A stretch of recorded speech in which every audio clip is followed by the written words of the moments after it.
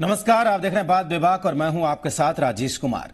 बिहार के पूर्व सीएम जीतन राम मांझी की पार्टी हिंदुस्तानी अवाम मोर्चा में बड़ा संकट खड़ा हो गया है। पार्टी में अंदरूनी कलह खुलकर सामने आ गई।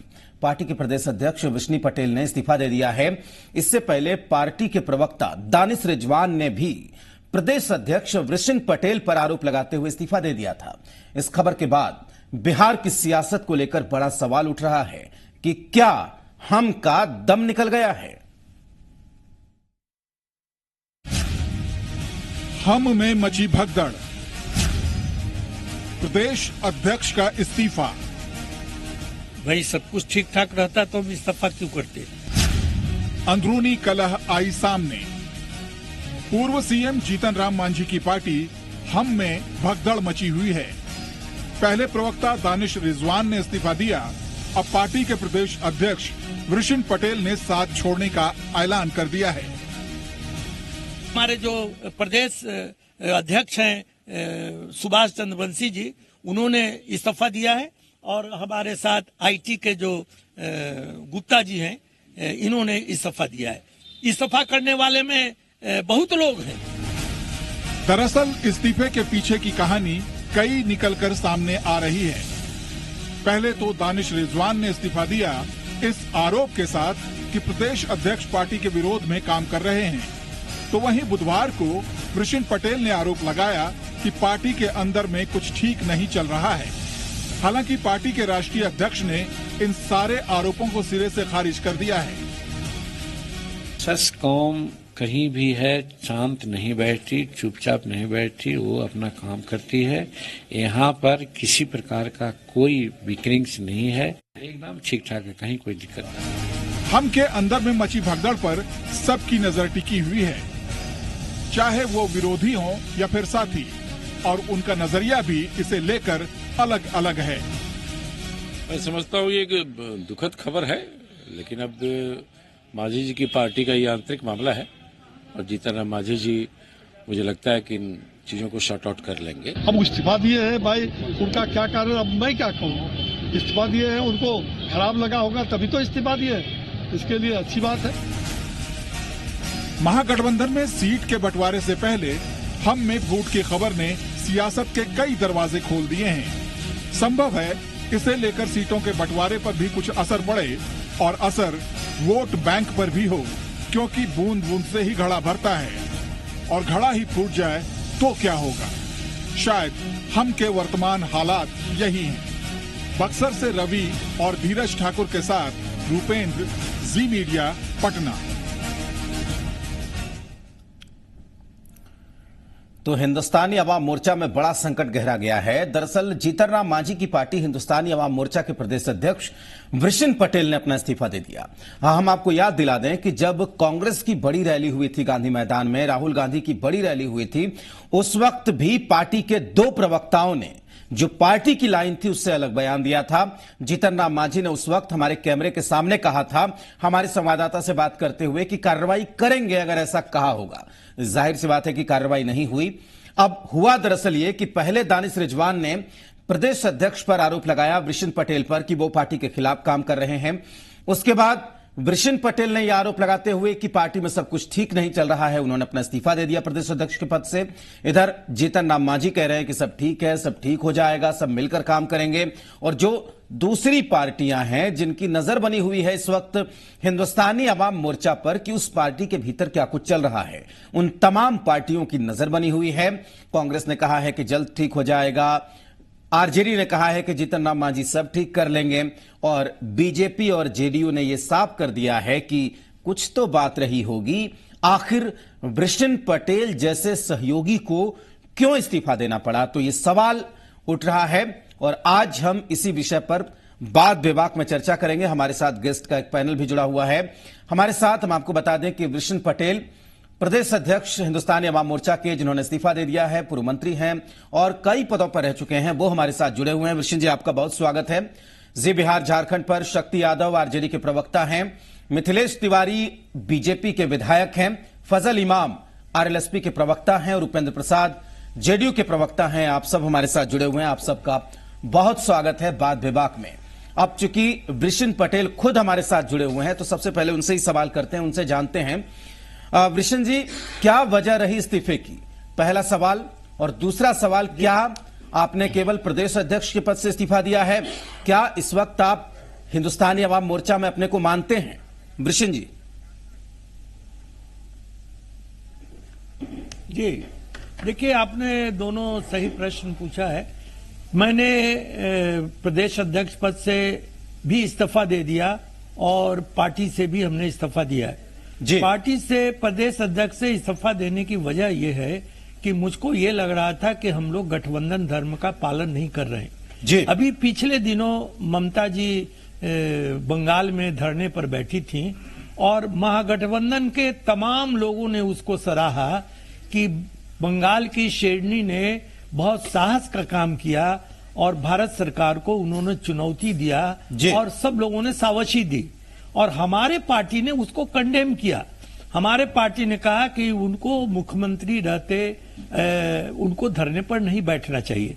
प्रश्न ये है कि जब सारा गठबंधन कह रहा है कि नहीं उन्होंने साहस का काम किया और हम उसको गलत कहें तो मुझको लगता है कि ये महागठबंधन धर्म का हम पालन नहीं कर रहे हैं। और एक प्रश्न पहले ही आपने कह दिया था कि जब कांग्रेस की रैली हुई तो हमारे राष्ट्रीय अध्यक्ष ने कहा कि ये सुपर हिट रैली है और राहुल गांधी जी ये पीएम मटेरियल हैं और हमारे ही पार्टी के लोगों ने उसको कंडेम किया, कहा कि ये सुपर फ्लॉप ये रैली है और हम लोग प्रस्ताव रखेंगे कि पार्टी को रहना चाहिए गठबंधन में या नहीं रहना चाहिए। इससे इधर एक बात बस 1 मिनट में अपनी बात खत्म करेंगे। बिल्कुल कि एक बयान इलेक्ट्रॉनिक मीडिया पर और आया था, एक और आया था जिसको आप लोगों ने देखा होगा कि 3 मार्च को जो एनडीए की रैली होने वाली है पटना गांधी मैदान में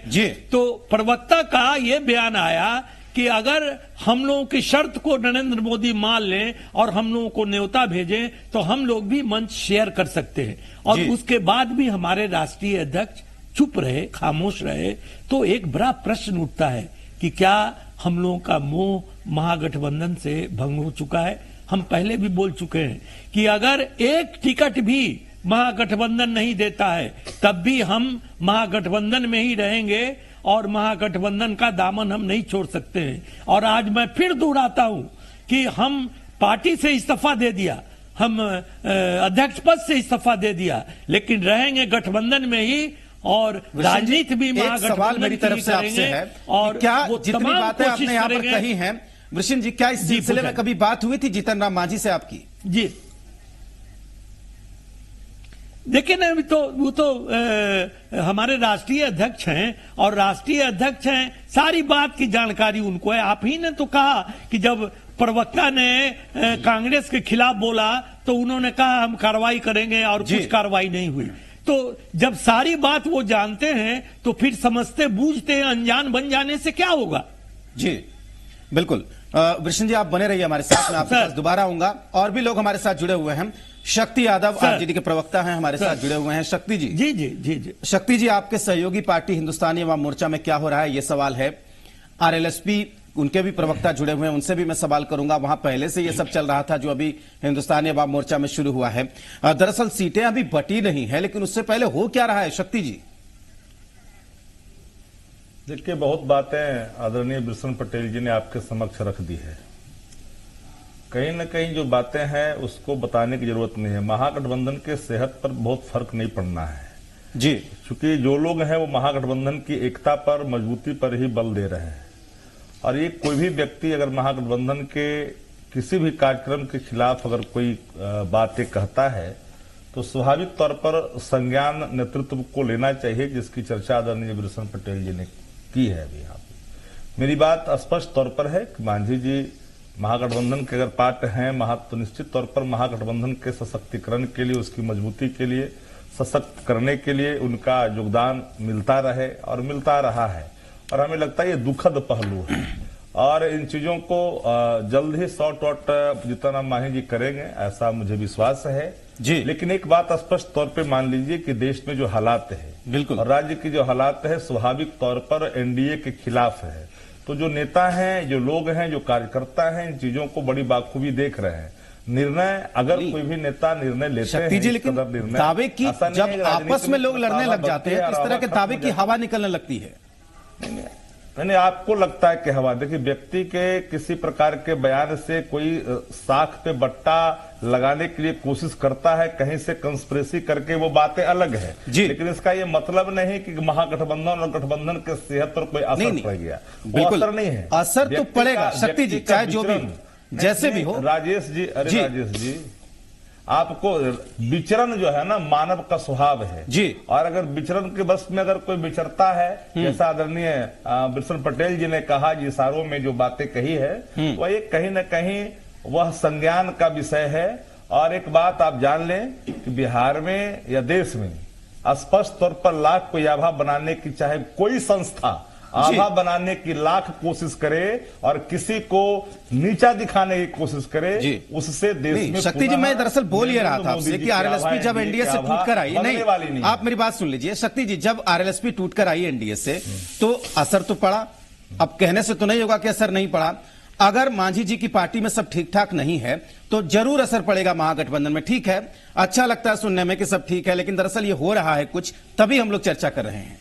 उपेंद्र प्रसाद यहां हमारे साथ जुड़े हुए हैं, जेडीयू के प्रवक्ता हैं। उपेंद्र जी, चर्चा तो बहुत तभी बिल्कुल, महागठबंधन में जो कुछ हो रहा है, नजर तो आपकी बनी होगी, इसलिए नजर बनी होगी क्योंकि बीच में वृषण पटेल हैं, कभी आपके नेता के भी बड़े सहयोगी रहे थे। उपेंद्र जी, देखिए राजेश जी, कुछ तो बात रही होगी, यूं ही कोई बेवफा नहीं होता। और जो आपने सब्जेक्ट बनाया है कि हम का निकला दम, हमारा तो मानना है कि हम में कभी दम ही नहीं था। और ये तो शक्ति जी भी, हमारे जो राजद के साथी, यह भी इस बात को कबूल कर रहे हैं कि महागठबंधन इस पर कोई असर नहीं पड़ेगा। असर नहीं पड़ने का मतलब है कि हम में कोई दम है ही नहीं, पहले से भी नहीं था, इसलिए कोई असर पड़ने वाला नहीं है। इतनी सीटें दी तो हाँ, नहीं, मैं ये कह रहा हूँ राजेश जी, लेकिन इतना जरूर है, इतना जरूर है कहा कि हम में दम नहीं। जब आप बोल रहे थे मैं चुप था, आपकी बारी आएगी, आप बोलने दीजिए, आप उसका दोबारा आ जाऊंगा, शक्ति जी बोलने दीजिए। हाँ बोलिए उपेंद्र जी। हाँ, तो मैं यही कह रहा हूँ, देखिए ये जो महागठबंधन है, यह जनता पर कोई असर नहीं, ये वंशवादियों का गठबंधन है जी। पॉलिटिकल पार्टियों का गठबंधन हम लोग कभी नहीं मानते हो ना, बिहार की जनता, देश की जनता मान रही है। ये तो वंशवादियों का गठबंधन है, इसलिए साथ क्यों थे? हाँ, तो ये वंशवादियों का गठबंधन है राजेश जी, कोई अंतर नहीं पड़ने वाला है, क्योंकि देश की जनता, राज्य की जनता जान रही है कि यह जो गठबंधन वंशवादियों भ्रष्टाचारियों का, कहीं न कहीं भ्रष्टाचार में लोग लिप्त है, वंश से ज्यादा नहीं देखते हैं। आप जीताराम मांझी हम के नेता है, इनको आप अपने लिए चाहिए, अपने बेटे के लिए चाहिए। 20 महीने सरकार चलाई है आपने, 20 महीने आरजेडी के साथ। और राजेश जी ज्यादा से ज्यादा होगा तो जीताराम मांझी जी का एक आध और बेटा हो या दामाद हो, उसके लिए लड़ेंगे। ठीक है उपेंद्र जी, सुन लीजिए जरा, शक्ति जी को भी सुन लीजिए। उपेंद्र जी, हम एक लाइन सुन लीजिए खाली, शक्ति जी कुछ बोल रहे हैं, मैं दोबारा आ जाऊंगा। शक्ति जी बात पूरी कर लीजिए। नहीं, ये तो बोलते ही रहेंगे, अपने बारे में बोलेंगे, फिर आऊंगा, आपके पास बोलेंगे तो बोलेंगे, मैं आपके पास आ जाऊंगा। पुरानी आदत है राजेश जी, इनका आदत इतना खराब, सुधरेगा नहीं भाई साहब, नहीं सुधरे वाले ये लाइन पे रहते हैं। सवाल ये उठता है कि आप मेरे साथ जनता, राजद और कांग्रेस के साथ आपका गठबंधन था, 2004 में इस देश ने और राज्य ने आपको देखा, 15 में आप आए किनके सहारे? परिवारवाद, कई आपके पार्टी के अंदर में नाम गिनाना उचित नहीं होगा, नहीं, वो अलग बहस हो जाएगी। शक्ति पिता पुत्र दोनों लड़े, ये परिवारवाद की बात करते हैं। राजेश जी, पति पत्नी दोनों रहते हैं, 13 लोगों के साथ गठबंधन किया था, जब 13 कालिक से लग गया, कालिक पुता गया, तो ये संदर्भ बदल जाएगा, आज का संदर्भ बदल जाएगा। मैं दोबारा इसके साथ मिथिलेश तिवारी बीजेपी के विधायक हमारे साथ जुड़े हुए हैं। मिथिलेश जी, अभी उपेंद्र जी बोल रहे थे कि हम में दम कभी नहीं था। आप बता दीजिए कि विधानसभा में जो आपने इतनी सीटें दी थी, हमको दम नहीं था तो ऐसे दे दिया था? देखिए, आज तो डिस्कशन इस विषय का है नहीं, आज डिस्कशन हो रहा है कि बिहार के एक प्रमुख नेता और माननीय वृषण पटेल जी कोई सामान्य नेता नहीं है वो जी, और उनकी एक पहचान रही है, नीतीश कुमार जी के सबसे करीबी रहे हैं, किन्हीं कारणों से वो हम के प्रदेश अध्यक्ष बन गए या थे, लेकिन मैं देख रहा हूं जिस प्रकार से उनका फोटो दिख रहा है और जिस प्रकार से वो प्रसन्न मुद्रा में इस्तीफा दे रहे हैं जी, इसका मतलब है कि वो बहुत भारी दबाव में थे और इस पार्टी का नाम हम था, अब इस पार्टी का नाम मैं कर देना चाहिए जी। और इसलिए कर देना चाहिए कि भले लोगों को बुरा लगेगा, लेकिन यह पार्टी क्षेत्रीय पार्टी है और इस पार्टी के राष्ट्रीय अध्यक्ष हैं जीतन राम मांझी जी। ये बिहार के अलावा है क्या कहीं ये पार्टी? और साथ में जी, इनके साथ आरएलएसपी है जिसके 2 विधायक हैं, दोनों एनडीए के साथ हैं। संख्या तो से क्या होता है देखिए, मिथिलेश जी? संख्या से कुछ नहीं होता। नहीं सुनिए ना, होता है ना, संख्या से भी होता है, संख्या से सरकार बनती है। नहीं तो संख्या से मेरा ये पूरी कहना है राजनीति कि हो जिस जाएगी। पार्टी में 2 विधायक, दोनों विधायक चला गया एनडीए में, हाँ, एनडीए के साथ है जी, उनके पास एक भी विधायक नहीं है, वो एक अलग इंटरनेशनल नेता बने हुए हैं।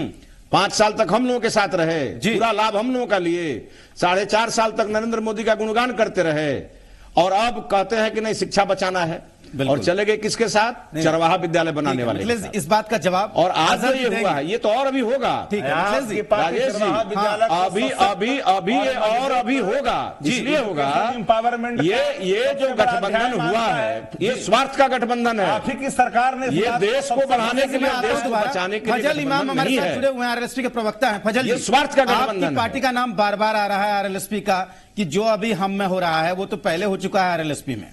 फजल जी।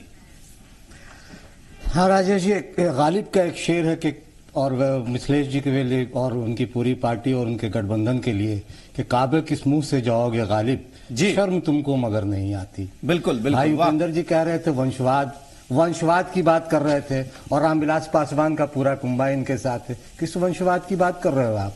बात हम की हो रही है। वृषण पटेल जी ने जो मुद्दे उठाए, उन्होंने ये नहीं कहा कि वो महागठबंधन से बाहर जा रहे हैं, वो महागठबंधन में है। आरएलएसपी का जहां तक सवाल है, आरएलएसपी ने 4.5 साल तक अगर उनके साथ रही, लेकिन मुद्दों पे साथ रही थी।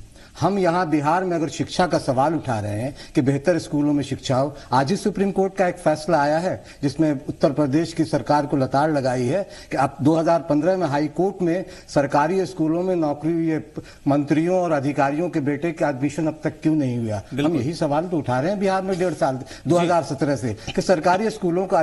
तो आप कह रहे हैं कि इंटरनेशनल 2 साल पहले इस्तीफा करना चाहिए। आपके 2 साल पहले रिजाइन कर दीजिए। आपके अंतिम तक इस्तीफा नहीं दे रहे, समझ पाए पूरा उसका उन्होंने इस्तेमाल किया, गाड़ी का, घोड़ा का, सचिवालय का। मुख्यमंत्री बने हुए आप उन्हें बहुत इंटरनेशनल नेता मान रहे हैं। सब चीज का इस्तेमाल मानना चाहते हैं कि जो ये मुद्दा इनके पास आया, क्या 1-2 महीना का ये मुद्दा था? भाई जब वोट लेते के समय ही ये मुद्दा आपने क्यों नहीं उठाया? आपको शिक्षा मंत्री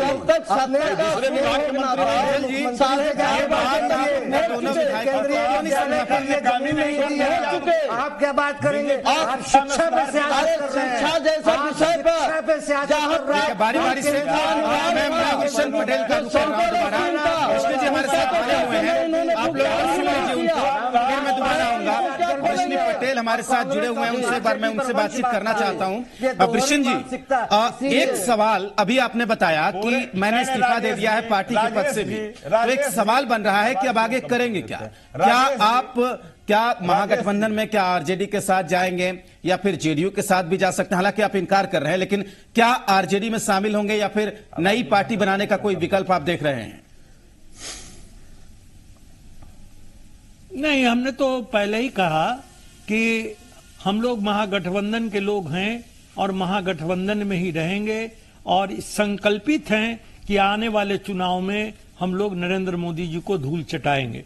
तो हमारे जो हम लोगों के साथ जो साथियों ने इस्तीफा दिया है, हम आगे की रणनीति पर विचार करने के लिए अपने साथियों से सलाह मशविरा करेंगे और जो बातें उभर के आएंगी हम उस पर आगे कदम बढ़ाएंगे। अभी हमने कोई फैसला नहीं किया।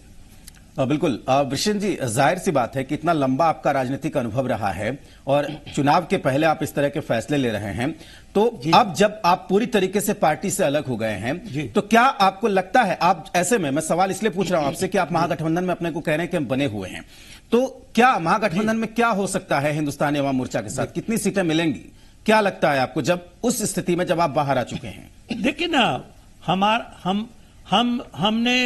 हमने 4 महीना मेहनत करके हमने राष्ट्रीय जनता दल और कांग्रेस के साथ महागठबंधन बनाया था, और महागठबंधन बनाने के बाद जो घटनाक्रम घट रही हैं, तो मुझको ऐसा लगता है कि शायद हम लोग महागठबंधन धर्म का पालन नहीं कर रहे हैं। मैंने पहले ही जिक्र किया।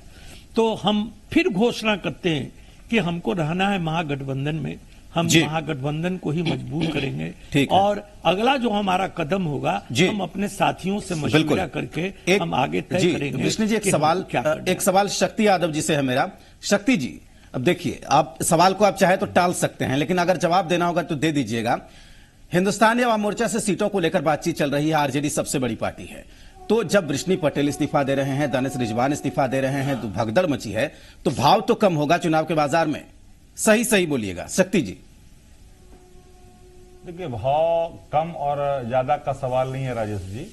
एक बात स्पष्ट तौर पे ठीक कहा वृषण पटेल जी ने, महागठबंधन में सीटों में बहुत ज्यादा उलझन नहीं है जी, सिर्फ बतानी है कि कौन कितने सीटों पर लड़ने वाले हैं जी। बात यह है कि जिस प्रकार से बात आदरणीय वृषण पटेल जी ने की है महागठबंधन को सशक्त और मजबूत करने के लिए, तो जो जिनकी हिस्सा है वो हिस्सा मिलेगा और हिस्सा में काम करेंगे। लेकिन जो लोग सत्ता में आज हैं और तरह तरह की बातें, वंशवाद, ठीक कहा हमारे भाई आरएलएसपी के साथी ने, जो प्रतिदिन पिता और पुत्रों को आरती उतारते हैं, भाइयों को आरती उतारते हैं, उनके मुंह से वंशवाद अच्छा लगता है क्या?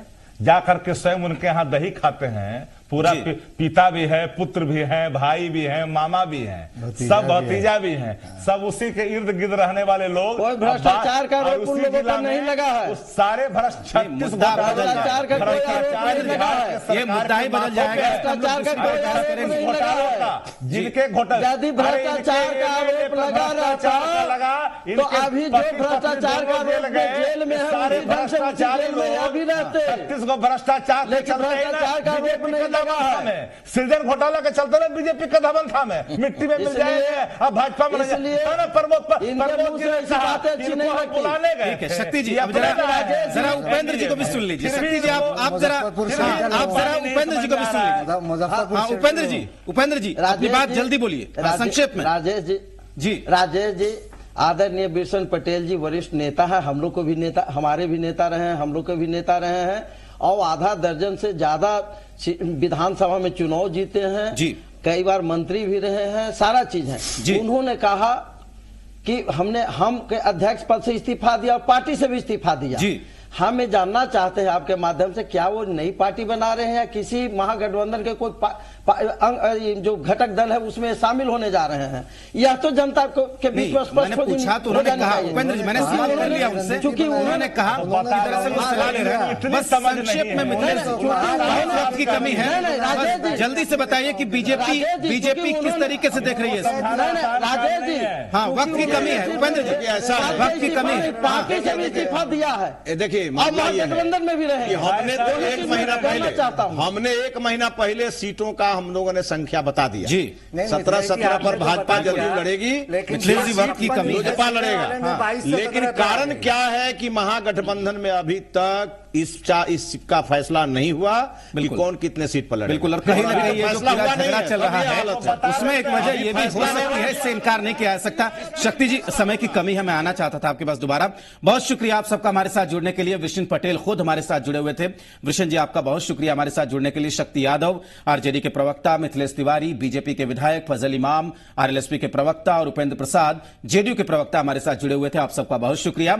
लेकिन सवाल अपनी जगह कायम है कि हिंदुस्तानी अवाम मोर्चा एक प्रमुख घटक दल महागठबंधन का, उसमें जो कुछ भी हो रहा है इसका बिहार के सियासी समीकरणों पर कितना असर पड़ेगा, इसके लिए भी इंतजार करना पड़ेगा। आज के लिए बात बेबाक में बस इतना ही।